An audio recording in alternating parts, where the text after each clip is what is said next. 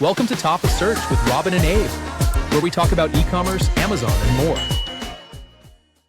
Welcome to Top of Search. We've got Ritu Java, who is amazing. She is known far and wide in the Amazon space, not only for her expertise in Amazon ads and managing and creating tools for that, but also for her ability to kind of talk about what's really happening in AI. So Ritu, thank you so much for coming on today. Could you tell people who maybe haven't heard of you before a little bit about how amazing you are? Thank you. Well, first of all, thanks so much for having me, Robyn and Abe. This is so exciting. So, my background, I have, like you said, I've been in the PPC space. I run PPC Ninja. We are a agency. We help 7, 8, and 9-figure sellers. And then, of late, I've also been associated with AI quite a bit because I also run my own AI newsletter. We've done 32 episodes already, and it's just on fire. Like I keep getting so many replies to my newsletter saying, "Oh my God, this was awesome! That was awesome! I'm using this tip and that tip." And so yeah, my mission basically is to help sellers and anyone in the e-commerce space to get on this AI bandwagon because we don't want to be left behind, right? There's things that are changing, evolving all day long, and we are in the midst of the most amazing historical event of our lifetimes. And so this is the time to be ahead, not behind. And so that's my goal. I just help people with anything to do with AI. And in the process, it's helping me and my company grow so much. We've just launched AI services, et cetera, et cetera. So anyway, that's my background. Like one of the things that would be fun to talk about would be, I think people hear about AI and they expect it to be like the blue fairy from Disney, like bippity boppity boo. Like they're going to type in something and then like it's going to replace everything in their business. Where do you see, and we see the same thing in Amazon. People are like, I tried it, it doesn't work. Well, you tried it, but you didn't use the right foundational skills. What would you say to somebody who's like, I tried AI and it doesn't work? Yeah, so I would say, any problem that you want to solve with AI needs to be broken down into parts. Like you want to split it up into things that the AI is good at and things that a human in the loop is necessary for. And so when you put things together that way, it's just like Photoshop when you have this concept of layers. You want to think of it as layers. There's a part that AI is absolutely amazing at. Take that layer and then add on whatever is missing. In addition to, of course, directing AI to produce the right outcomes in the first place, you're not going to be able to get AI to do everything exactly as you wish, but there's ways to get it to work to a point that it is absolutely amazing, way better than a human would be able to do in the same amount of time, or even with, very little skills that we all do, like mere mortals, but we're doing these amazing things with, fantastic videos using Sora and Runway and whatnot. There's a skills shortage that's being filled by AI in addition to the time crunching that's happening. So I would say split your problem apart and then think of things in layers. Wow. So it's funny. You're mentioning the layers, and I know that Robyn has some questions which are probably more technically advanced, but I'm wondering, I run into a very specific situation, and I keep running into it, in which if I ask AI to do 3 or 4 steps, by the time it gets to the 4th step, it forgot what I wanted in the first step. And I'll keep reminding it, and like its brain is only possible to do 3 things. Am I using it wrong? Am I using the wrong tool? Am I asking things incorrectly, or is that just a limitation of AI these days? Yeah, so I think we've all encountered the term prompt engineering, right? We've been told that you've got to ask it a certain way, right? So learning how to ask it is one of the most important things you can teach yourself. The second thing is knowing that each type of AI requires a different type of prompting skill. So for example, right now I'm playing with Sora, and Sora is this text to video generation software. And what Sora is really good at is taking a very loose concept and then converting it internally into pretty verbose prompts. So it does the conversion of prompt to prompt to deeper prompt on its own. However, it also makes that deeper prompt available so you can go and tweak that in case it didn't get it right. So for example, I did a recent video of a dog. It was like a corgi just running towards the camera and then comes and stops at my feet and just looks up. That was my prompt. But internally, it translated that into so many more things, like there's a field, there's a picket fence, and the sun is streaming in from this side and that side, and there's a happy bounce in the corgi's legs, and it wags its tail as it comes and sits down in front of the camera. And then it also mentions things about the angle and the camera. And there's so much terminology that I did not know that I learned through this process. And then I actually started teaching myself, prompting for like cinematography, like how do you get those words? There's so many like nuances with cameras. Like I did not know the term FPV. Like I was like, what is FPV again? So when I saw FPV, it's first person view. It's basically you zooming in through a space. Right now, just those three words, FPV, is enough because it's a concept. It's a concept that AI can unpack, and it can convert it into whatever the DSLR, whatever details are, which I don't need to know. I just need to know that I need an FPV. So what we need to teach ourselves now more and more is how to prompt, and how to pick up skills around the best way to get AI to work for us, right? And so simple prompts might be a good starting point, but they're not the end point. You can always fine tune them. You can teach yourself. You can keep going, Can we not just ask AI to write the prompts for us? It's funny doing because that, yeah. so one thing I was doing internally, I have an edit agency like you do, and one of the things that I was doing with my team was every Friday we had an AI image competition. We did it for the first half of last year. And basically we told the team, everybody from within all the products we manage, create an image with AI. Use whatever tool you want, use Amazon's image builder, use your own builders, anything you want to create a high quality image with a product that we sell. And at first the images were really rough. AI in its most cliche mistakes, 19 fingers and 5 eyes and all of those things. But by all of a sudden, 1 week, after 7 or 8 weeks, somebody had an outstanding image. It belonged in a magazine. It was an image of a wristwatch and a race car, and it belonged in a print magazine. And I said to the team member, besides winning the competition for the week, how did you come up with this? She goes, well, I figured out that I can ask AI to write me a prompt. And when you said, I want a prompt like this, write me the prompt, all of a sudden the question went from like 11 words or 3 sentences to a wall of text. Yes. And it created the wall of text off of 7 or 8 words, and the wall of text became perfect. So where am I going with this? Do we actually need to learn prompting, or can we just rely on AI to do the prompting for us? Yeah, we just need to shepherd a little bit. Like we just need to mind it a little bit so that it kind of, goes along the same direction. It's funny you mentioned that strategy because I use it all the time. I take screenshots of anything I find on the web that I like, and I just ask ChatGPT to tell me describe this and the style it's using so that I can use it for another LLM. So it will summarize everything, and I can just use that style and just replace a few words. Another cool thing, and you might be interested in this too, Robyn. There's a prompt library that I've been playing with. It's called Prompt Llama, and it's so funny. Everything on that page is a llama, just cute little llamas in every possible, creative style that you can imagine, from, like metallic to fantasy to just puffy or fuzzy or every possible. And then when you click on each of those images, you actually get the prompt behind it, and you can copy that prompt, and then you can replace those placeholders. Replace llama with anything that you want, and then you have a prompt. So there's that as well. So I totally think that there's unlimited ways to prompt, and while we can take the help of ChatGPT, there's also additional things that we can do. And I think Abe, the person who won the competition, is thinking ahead. Like whoever they are, they're thinking of, okay, how do I make this thing do the thing that I'm asking it to do and smartly. So yeah, I think there's a huge opportunity with prompts.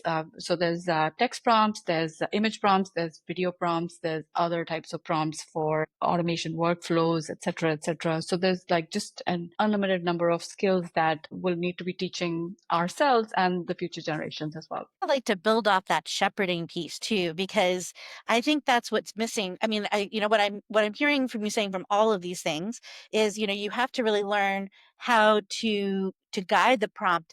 But it's, and we see this when people are trying to have AI do something, they want to have the AI kind of skip them doing that critical thinking. But AI works best when you're using your expertise to refine and to help the AI get to where you want, and learning how to refine the prompt to really get to the meat of what you're trying to accomplish in each task. Would you say that that's something that you see is missing with a lot of people that are saying that they're having trouble with AI? I think people give up too easily. Like they're just giving up on AI, assuming that it's not doing things that I wanted to do. So, it's not there yet. And that's not true. It is there. You just have to look. You need to know where to look. For example, when you have, let's say, ChatGPT do some sort of reasoning or, something that requires multi-steps, you can actually open that up and see what the reasoning steps were. And if there's any flaw in any of the reasoning steps, you can actually point that out, which is actually next level. So you're like prompting, you're really going down deep to the root cause and trying to figure out where this might have come from and correcting that. So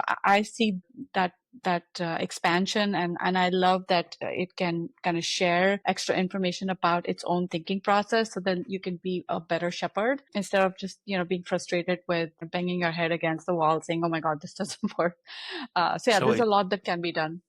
So you said something interesting. You said people complain about it not being there yet, which is literally exactly what I did 11 minutes ago.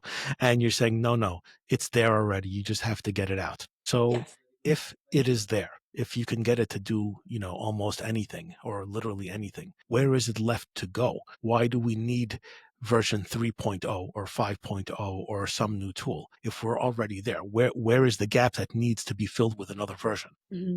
Yeah, no, I think there's gaps. There's always more that can be done. So, for example, right now, the training models are using information from all the knowledge that already exists, but there's new knowledge that can be manufactured, new training sets that can be generated, so that the way it arrives at the final destination could be much faster, a lot smarter. It can have conversations with you. So the whole experience can become, we can get closer and closer to AGI. It's like when we're talking to a robot, we know its limitations. And so we're working within those limitations.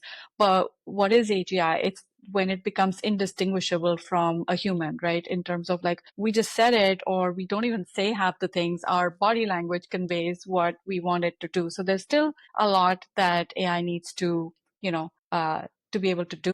One place where I've seen people get stuck is they think everything is AI. But when I was listening to you, you're really layering on deterministic kind of programming, like if then, where it follows a process with AI to get the best results, which would be like the probabilistic side of it.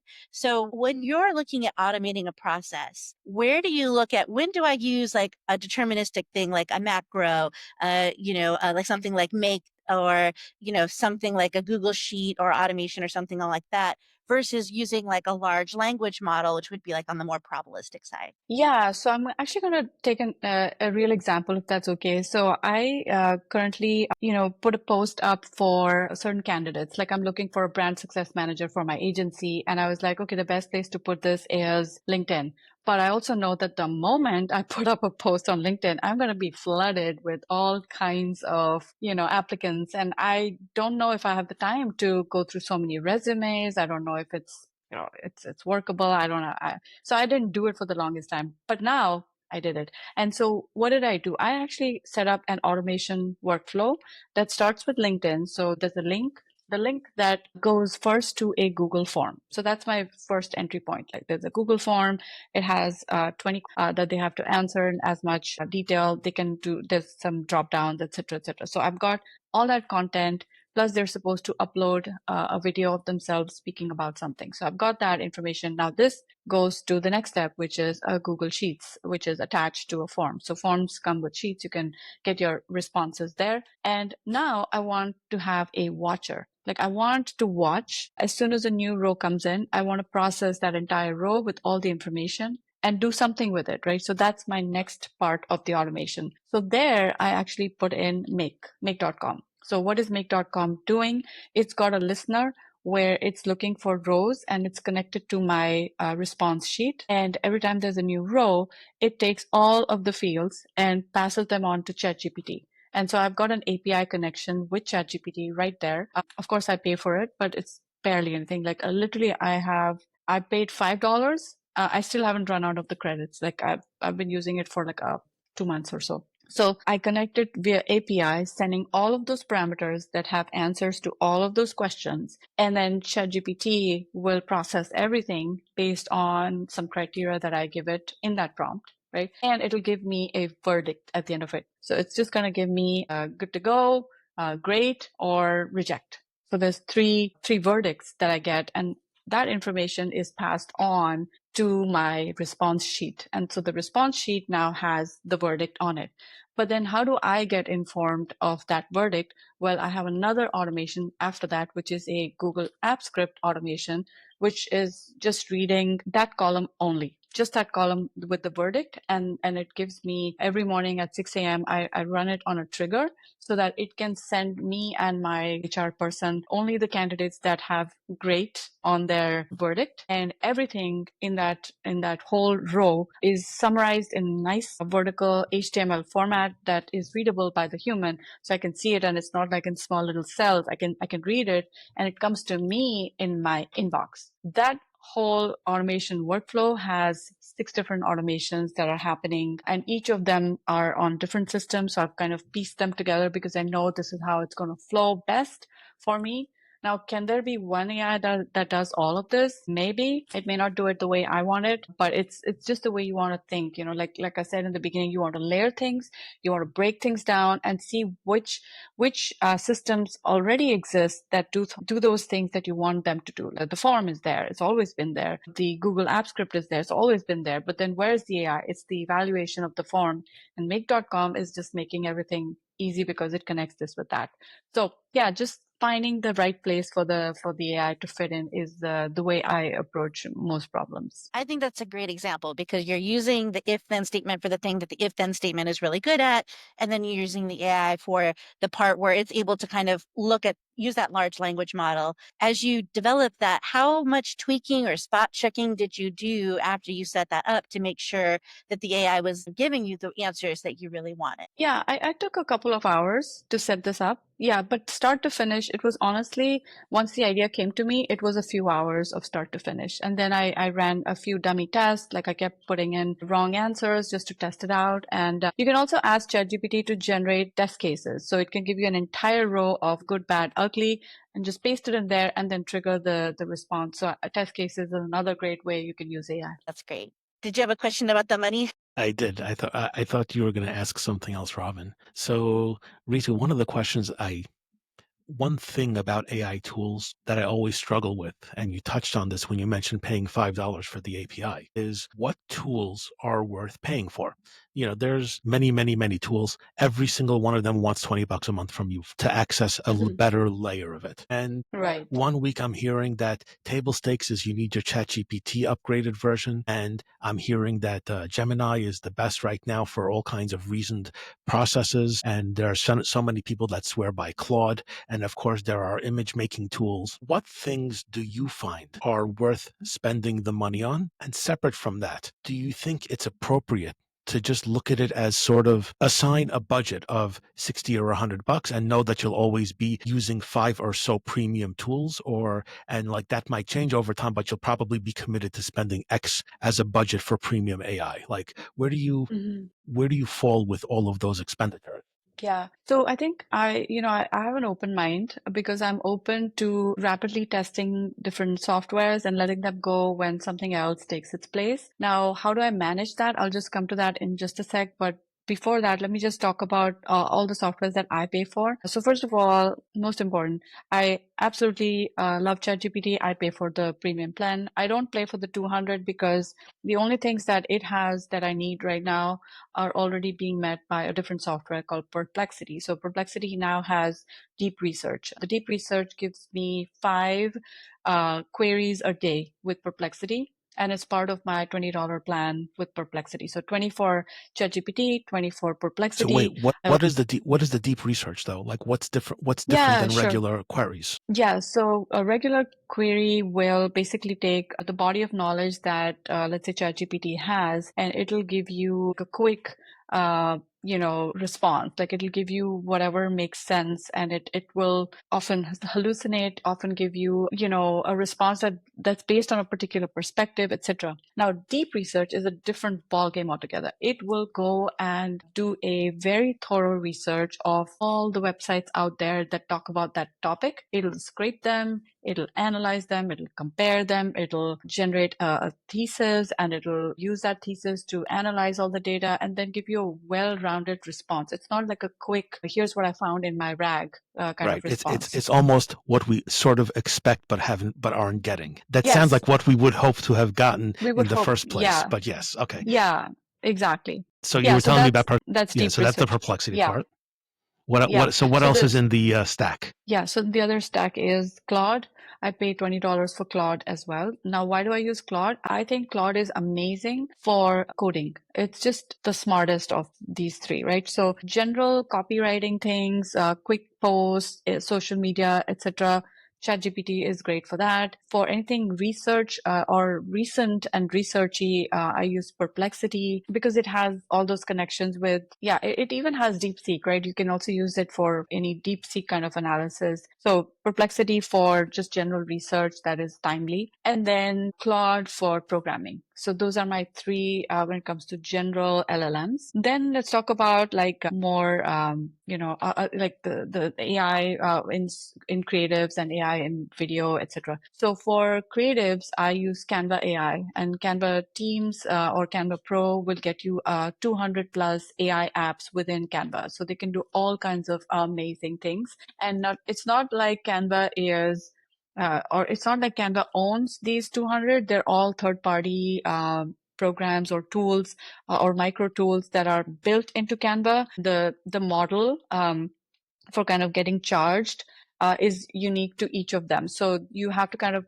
manage and see if there's any that really stand out that you use over and over again. Otherwise, the free credits that come with being a member of Canva are good enough for most cases. Like, for example, there's one really cool one called Text Anywhere. You can actually put any kind of 3D text on any object. So if you say, I want fresh written on a lemon, it'll produce it in no time. It'll look stunning and so on. So that app is an AI app built into Canva, and it gives you some credits for free, like 5 or 10 or whatever per month. And that's generally good enough for most people. So that's the images part of my stack. Then I also have, I pay for Kling AI, which is really amazing for any kind of virtual try-on. So for customers that have clothing, it's really awesome for getting a model, getting an image of a dress, either top or bottom, and then just smashing the 2 together, and you get a model that's wearing that dress. And then you can also animate it and say, bring it to life. And so then she's walking with it, and it's very cool. So Kling is must have for anyone who has clients in that space. Then I also pay for this thing called Vidu, V-I-D-U. It's, I think it's a Chinese company. I'm not sure, but it is amazing. It basically allows you to literally smash a few images together and create a video out of them. So for example, the image, I shared this in my recent newsletter. I had an apple, I had a llama, and I had a scene from Alaska. All right. So I put these 3 images and just smash them together. And so the video that it generated, it's a short 4-second clip. It generated a snowfield with the llama, really cute little llama walking up to the apple and picking it up. That's amazing. So it's just mind blowing for creatives to be able to do that kind of stuff. And that's again on the video creation side of things. Then I use Sora. Sorry, this list is getting long, but you No, wanted to know this how is, I much got I'm to tell you, spending. this is, we consider you, or I consider you, I can only speak for myself. I consider you to be a person who lives the AI life, and you see a lot of the tools. And I imagine that you are not giving money to every single tool. You are being at least somewhat selective. So to know what makes the Yes. selective thing, yes, this is unbelievable. So I very, very much appreciate it. And Okay, I I'll keep keep looking going down, then. and it's because I'm taking notes. Okay. Okay, so then let me add Sora to the mix. So Sora is a video generation tool. It was one of the most anticipated releases of 2024 because I think ChatGPT gave a glimpse of it way back in the beginning of 2024, and then didn't release it for the whole time. Still, I think they were pressured by advances in like Chinese competitors like Minimax. Minimax came on the scene, and they just blew it with all kinds of weird creative videos that started coming up on my Instagram feed, and of course it's all over TikTok as well. But basically, that had the imagination capacity of like a cinema scale movie, for example. Like you could turn a grandma into a motorcycle or something, and then it would just take off, or weird things like that, right? So then Sora was released in, I think it was in November, if I'm not mistaken, just maybe around the 12 days off announcements that OpenAI did. So with Sora, I'm actually able to create really high quality videos, and a lot of them are junk, like in the sense I have to do 10 to get one really nice one. I have to keep tweaking it, keep asking it, so there's a bunch of tools within it like Remix or Recut, Storyboard, Blend, etc. So there's a few tools there that you can use to refine the prompts to the point that it starts to then comply.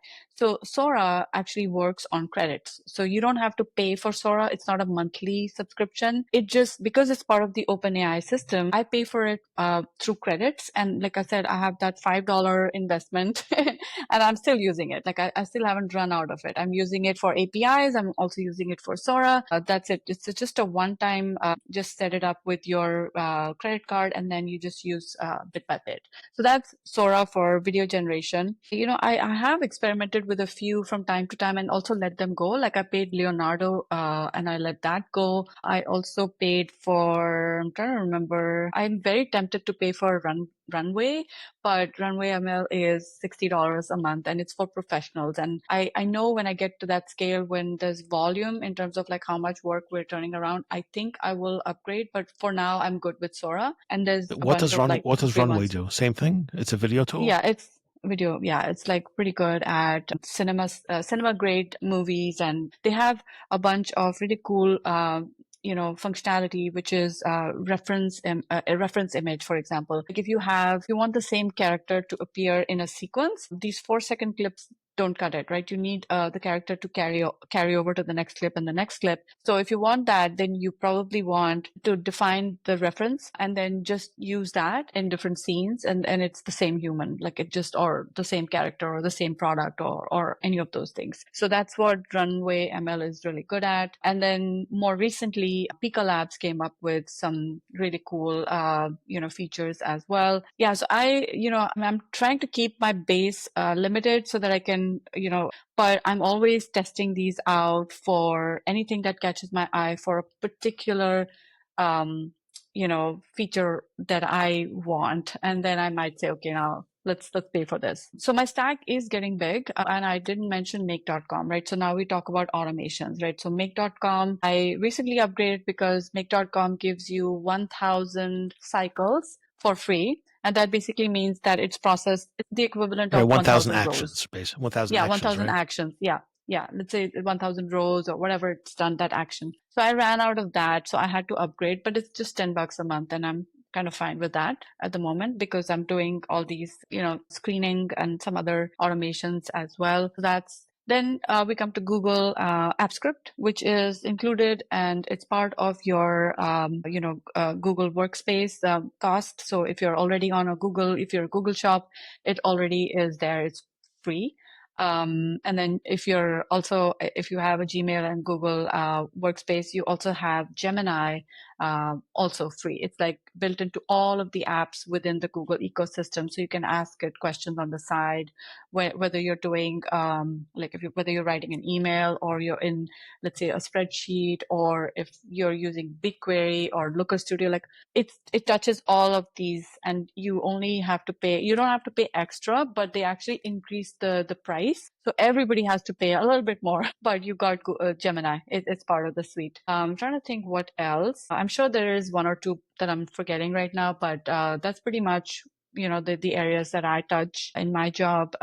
Yeah, it's exciting testing all Question. of So this stuff. we do a lot of creative, right? And one of the things that has really kept us from using a lot of AI in the creative is the concern about copyright, it inadvertently using a trade dress or a trademark, not necessarily like a word, but something like a Disney character or something, to be an extreme example. What are your thoughts on what brands need to think about when it comes to copyright? Because that the law is still kind of gray in that area. Yeah, no, definitely. That's an important question that needs to be addressed. And like you said, the law is gray right now. And there's this period of time where nobody's really monitoring how you're using it. So I guess as an agency, you can have your own kind of, rules and kind of recommendations on how far to go with this stuff. But, there's always the likeness aspect, right? Something can look like something else. And as long as you're not, viciously tricking people and saying, I am Tom Cruise or whatever, and I'm selling your product or whatever, I wouldn't endorse that style of using AI. But if there's a likeness and there's, a previously created image of a person or whatever that AI has ingested and is making tweaks to it, I think that's just the way it is. I'm not overthinking it too much at the moment. But I definitely know that copyright concerns are real, and people whose work has been absorbed into this body of knowledge, they deserve better. But yeah, again, it's complicated. Like, how do you justify your use of ChatGPT even, because everything is somebody else's work? It's funny because I'm listening to this, and when I take a step back, I sort of realize that this conversation, I don't think we have mentioned Amazon or e-commerce even one time. This is absolutely a conversation very strictly about AI and the ways to use it. And you could plug in anything for this. So that's actually really amazing on its own. But it leads me to a question. And I'll start the question with a story. So, Sure. and we were talking about, experiments on Amazon, and you told me that you were running an experiment, or one thing you were doing as almost a housekeeping process was every search term, once a year, you would go into an account, every single search term for the entire year that had 1,000 impressions without a sale would get cleaned up and cleaned out. And by taking that mass of things that never even got to attention, it would clean up the entire relevance of the account. And I actually did that. We still do it, believe it or not. And it adds a little bit of a bump to things. It's like a once a year thing with a little notification that pops up. But what does that lead to in terms of a question? Figuring out things like that requires you to sort of live in Amazon, just the way you've been describing living inside AI now. How much of what is the tension or what is the balance between living the AI life versus living the Amazon life? Because I imagine every minute that you are taking figuring out a script or a path for a query is time that's not spent looking at a search term report or a behavior of a feature or something. So how do the two push against each other? Yeah, I mean, that balance is real. I mean, I have a team definitely to help me out. We have, I think 60 clients or something like that. And we have people looking at all these accounts all day long, but I also participate in that. So I actually have accounts that I manage myself so that I don't lose touch, right? That's very important. So yeah, it's all SOP driven. And so I definitely have like my day of the week when I go in and do certain things with the account. Plus we have software, and believe it or not, I'm actually using AI to help my team save hundreds and hundreds of hours. Just to give you an example, we just built out an anomaly detection system using AI. So the anomaly detection system is watching all of the data that's coming into BigQuery, and it is looking for anomalies based on our criteria. So we have a bunch of criteria, but we have 4 different types of anomaly detection scripts that are running every day. And those scripts were generated with the help of AI. And so I think that, if I don't take the time out to invest in learning AI myself, my team will not be able to do it anyway, right? So they will follow whatever the lead I'm setting, they will follow that. And I'm seeing that because of what I'm doing in the AI space, all of them are more aware of how they might be able to use automation backed by AI to improve their work and to improve the whole organizational efficiency. So I think it's real that that balance of like, where do I spend more time?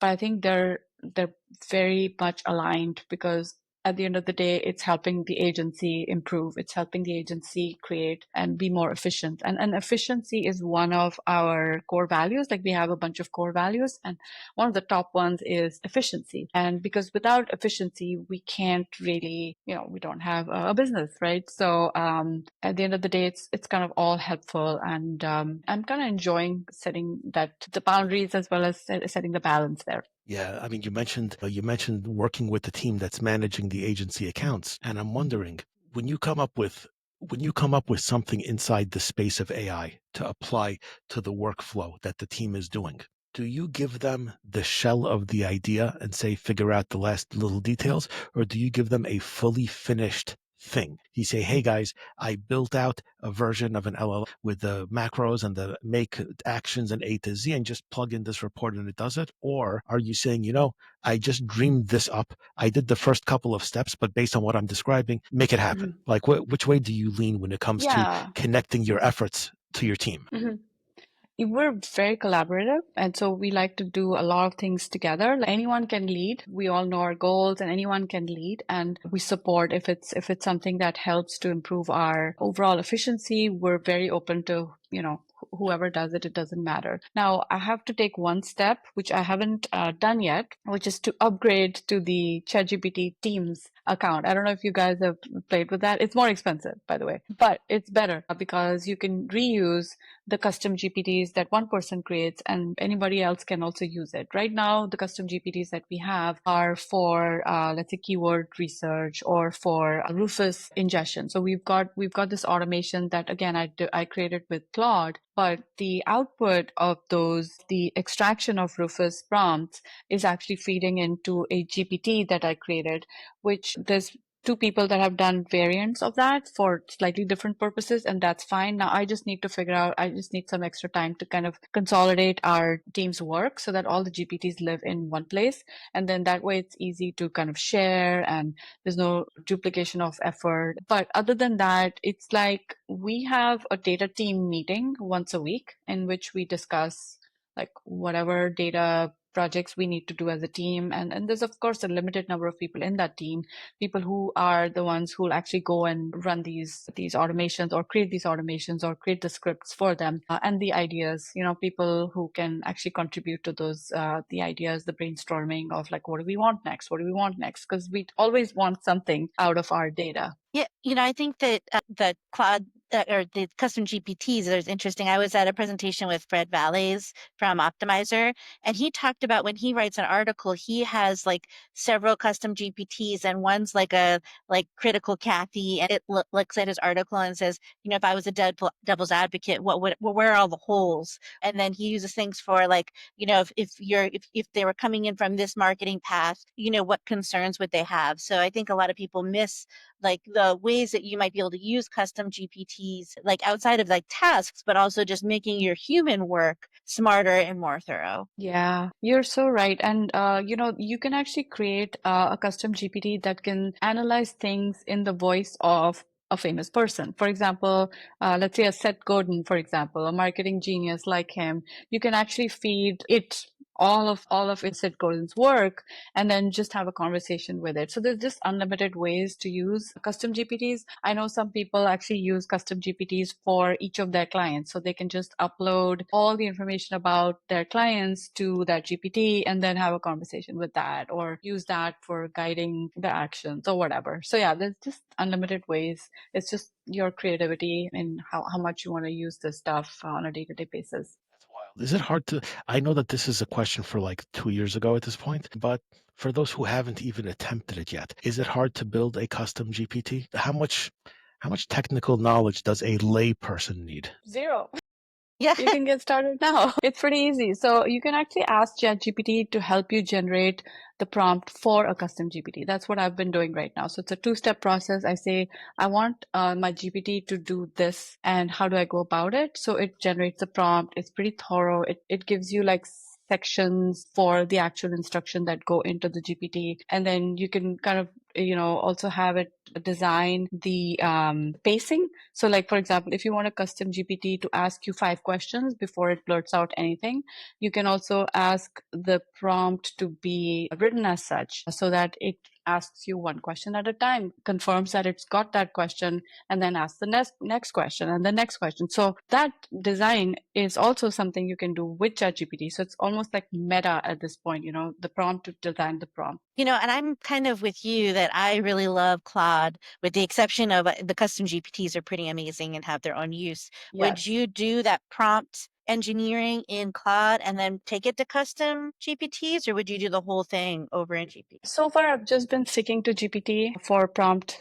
to prompt. But I'll tell you one really cool thing about Claude, which is the ability to publish little tools within Claude, because you mentioned it. So there's artifacts, right? So there's, for example, I created this team time zone calculator. So if there's like people in different parts of the world, someone in Philippines and Japan and India and other places, you want like a time zone where you can put in your time zone and everybody else's time zone just automatically updates, it's live and so on. So with Claude, you can actually, there's a button at the bottom that says publish. Now that will become a published artifact and it'll always be live. And if you ever change the code for it, it will always kind of just go from there. It's just going to reflect it. So I think where custom GPTs, they shine on ChatGPT, I think artifacts are kind of, they're not the equivalent, but they're kind of the jewel in the Claude space that I really like. So if I wanted to sort of end this on an actionable note, if we have an audience which is a mix of people who hear about AI but don't do anything with it, and obviously some people who are deeper in it,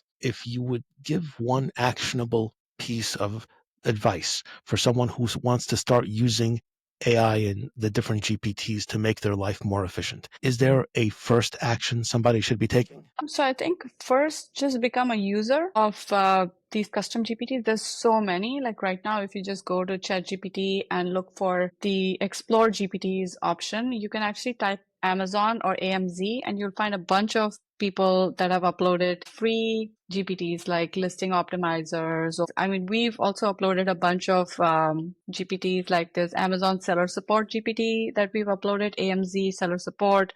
There's also AMZ listings and AMZ high intent keywords. I'm just looking at it right now. Also keyword collapser. Like we've got a bunch of GPTs that are like free and available. So if you just want to start somewhere, I would just say go and start using these GPTs that are already doing stuff. And there's people sharing GPTs all day long. So yeah, training yourself, investing in yourself, learning, following people that talk about this stuff. That's probably the easiest step that you can take, like right now, today, right after this. Awesome. I know that you've been so generous with your time. I want to thank you for coming on. If people want to get a hold of you, they want to follow you, they want to sign up for your newsletter, what is the best way for them to get a hold of you? Yeah, absolutely. So I'm on LinkedIn. I post a lot there, but you can also sign up for my newsletter. It's free, it's weekly, and it's all about AI. So it's AI for e-commerce newsletter. And the link, should I just type it out? It's ppc-ninja.com, and it'll give you all of my previous newsletters as well. So it's ppc-ninja to sign up, as well as to just access all of the content that I've shared on AI there. Amazing. This has been another episode of the Top of Search show. We are so glad that you joined us today, and we hope that you enjoyed listening as much as we have recording, and we hope you have a prosperous week. Thanks for listening to the Top of Search podcast. Have a burning question you would like answered or a topic you would like featured in a future episode? You can submit it at topofsearchshow.com. If you love the episode, subscribe and leave a review. Each month, we'll be selecting one reviewer to win a one-on-one call with your choice of Abe or Robyn. Winners will be announced at the end of the first episode of every month.